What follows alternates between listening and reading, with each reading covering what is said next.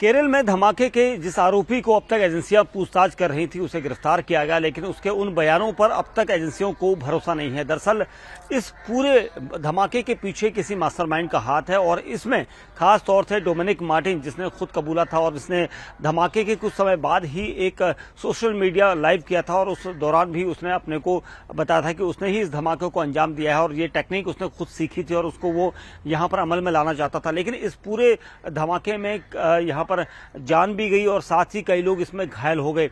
लेकिन इस पूरे मामले पर आरोपी जो मार्टिन है उसने नाटकीय तरीके से कुछ देर बाद, जब सोशल मीडिया पर वो वायरल हुआ, उसके कुछ देर बाद उसने त्रिशूर इलाके में, जो केरल का त्रिशूर इलाका है, वहां पर खुद को सरेंडर कर दिया। सरेंडर करने के बाद से ही उसके साथ लगातार पूछताछ की जा रही थी।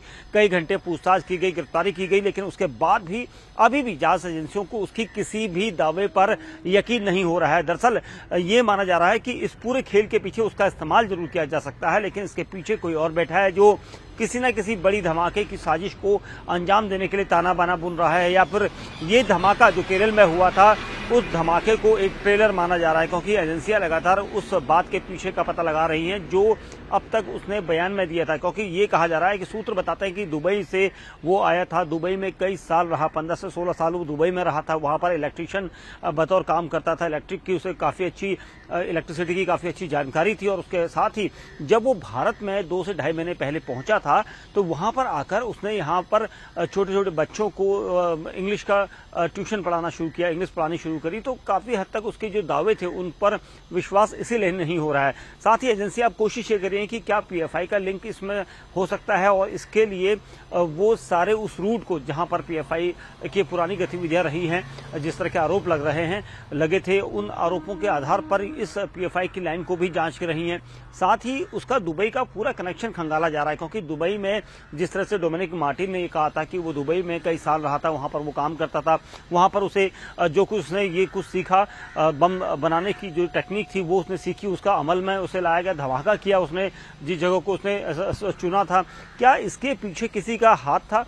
ये भी एक सबसे बड़ा पहलू है, क्योंकि डोमिनिक मार्टिन जिस तरह के बयान दे रहा है वो बयान काफी हैरतअंगेज हैं। क्योंकि पुलिस ये पता लगा रही थी कि जब धमाका हुआ था रविवार को 29 अक्टूबर को, तो उस वक्त पुलिस और जो आसपास का इलाका था वो अचानक से एजेंसियों तक बात पहुंची। उसके बाद सारी टीमें जो अलग अलग तरीके से फैलाई गई थी, सर्च किया गया था कि किसने ये धमाका किया होगा, सीसीटीवी चेक किए गए थे। लेकिन अचानक ही सोशल मीडिया पर नाटकीय रूप से आरोपी ने खुद का खुलासा कर दिया कि उसने ही इस धमाके को अंजाम दिया था।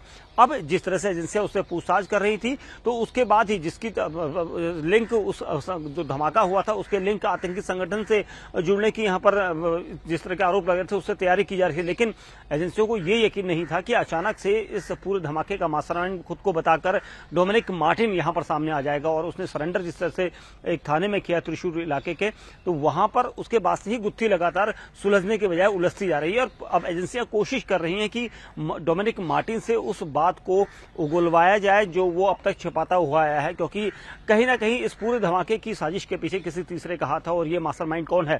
सीमा पार से इसके ताल्लुकात हो सकते हैं। दुबई का कनेक्शन खंगाला जा रहा है। दुबई का कनेक्शन इसलिए क्योंकि काफी समय दुबई में बिताया था, दुबई में किस किस के साथ रहा था, किस संगठन के साथ रहा था, यूएई में रहा था काफी समय। ये सारी चीजें जो है इस वक्त एजेंसियां खंगाल रही हैं। और यहाँ पर आकर भारत में आकर उसे किसने सपोर्ट दिया, 2-2.5 महीने पहले आने वाला शख्स और एक बड़ा धमाके को अंजाम दे देता है। और धमाके के लिए जो कुछ भी मटेरियल उसके पास था, क्या उसने पहले से इकट्ठा किया था, एकदम से इतनी बड़ी प्लानिंग कैसे की थी, ये सारे सवाल इस वक्त एजेंसियां जुड़ा रही हैं। कोशिश ये की जा रही है कि डोमिनिक मार्टिन के जो दावे हैं उन पर कितना विश्वास किया जाए, क्योंकि जिस धमाके को उसने इतनी आसानी से अंजाम दे दिया और इसके बाद भी ये कहा जा रहा है कि वो अभी भी काफी कुछ सच नहीं बता रहा है। तो एजेंसियां अब कोशिश ये कर रही हैं कि डोमिनिक मार्टिन से वो सच उगलवाया जाए जिसे वो छिपाने की कोशिश कर रहा है।